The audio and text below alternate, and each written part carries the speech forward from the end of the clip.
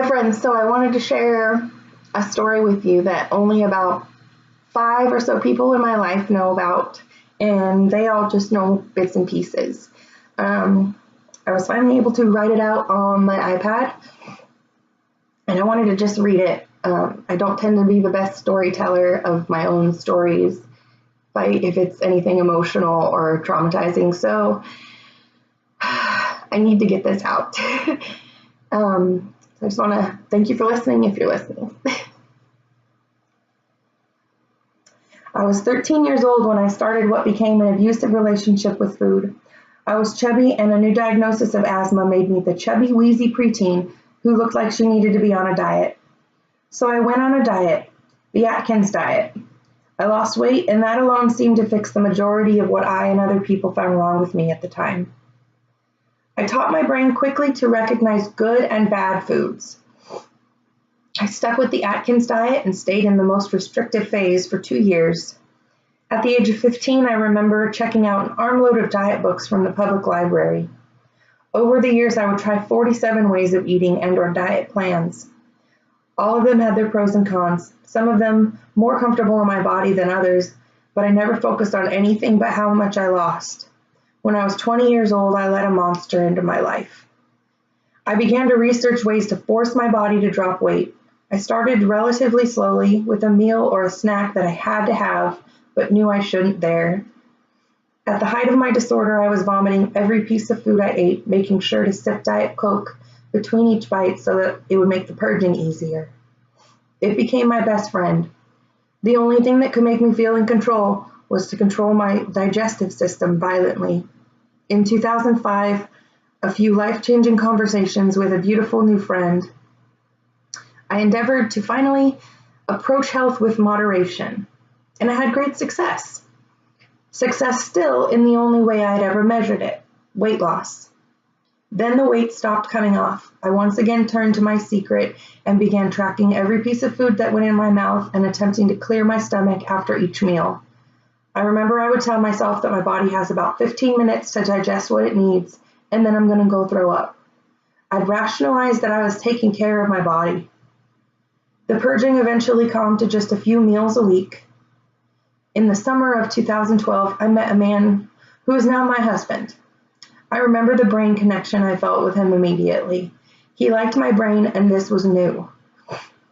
His care and love for me helped me to drop my daily fight with my body because I knew the risks, and I was starting to see what life was, is, and could be beyond the constant hope to someday be skinny. The urges never stopped, but I started to become a pro at talking myself out of it. I'm ashamed to admit that even when I was pregnant with my son, I fought countless days and nights, battling that part of my brain that just wanted me to be mean to myself again. Sharing my body with my unborn son was enough to keep me from actually going through with the act. But I would lie if I said there weren't a few bathroom trips without the intent of purging. Eating disorders don't have a face, and they don't have a body type. The urges still have never stopped, but I'm mentally stronger, and I can take time to remind myself of my worth. In November, Doug started talking about wanting to try a supplement and a new way of eating called Keto. A giant emergency alarm went off in my head, and I immediately got defensive because of my previous knowledge and experience with keto with the Atkins diet. I told him essentially, good luck with that. He kept talking about it, and I eventually broke down and did some research. Realizing how far science had come from and how far nutritional research had come from the Atkins diet, since the Atkins diet was introduced, made me want to try the breakthrough of exogenous ketones. So we started together on December 1st. We drank our Keto OS drinks daily and transitioned into a keto way of eating. I was tired, depressed, and anxious every day. My social anxiety had gotten so bad that I never wanted to leave the house. The only thing that got me out was not wanting my son to learn that behavior. But those outings always came with their share of panic. I was dozing off mid-sentence in conversations with my husband at night. I had completely lost my sex drive. I was struggling with school because what would have normally taken an hour to read became a 3-hour feat. My brain felt foggy and my eyes even blurred at times. I had also adopted a new version of hate for my body, and I was ashamed to just exist in a space. By December 6th, I realized something felt different. I woke up that morning with normal-sized feet and no pain, where I used to have ogre feet that hurt to walk on. I noticed and began to catalog how different I felt. From that day, I've been noticing more and more positive effects. I realized on day 45 of taking Keto OS that I had not had purging urges since December 1st.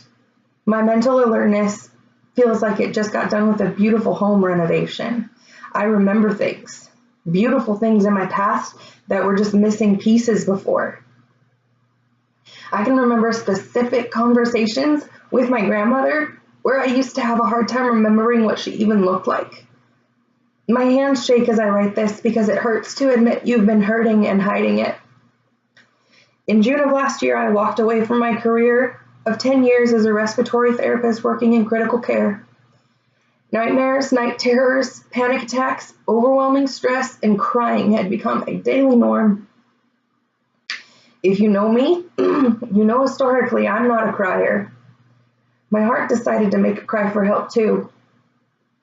My last day of work culminated in a trip to the emergency room for heart palpitations and a heart rate sustained over 180 beats per minute. I had developed PTSD and panic disorder. Leaving my career helped the immediate stress, but the damage had already been done. And much of the stress, anxiety, and panic attacks remained.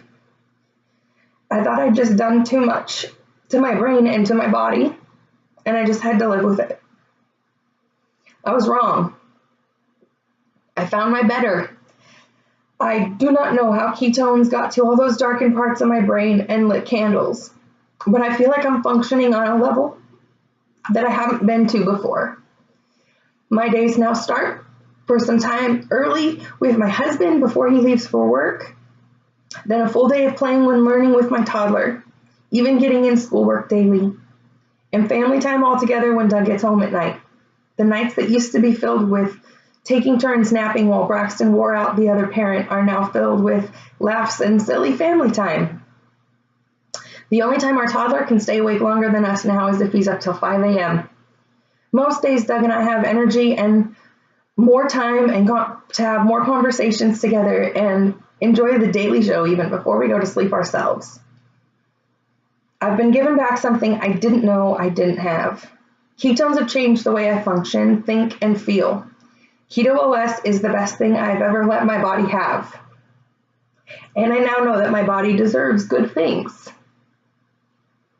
I have so much to live for, and I feel like I'm already walking on a path that will let me live as long as possible.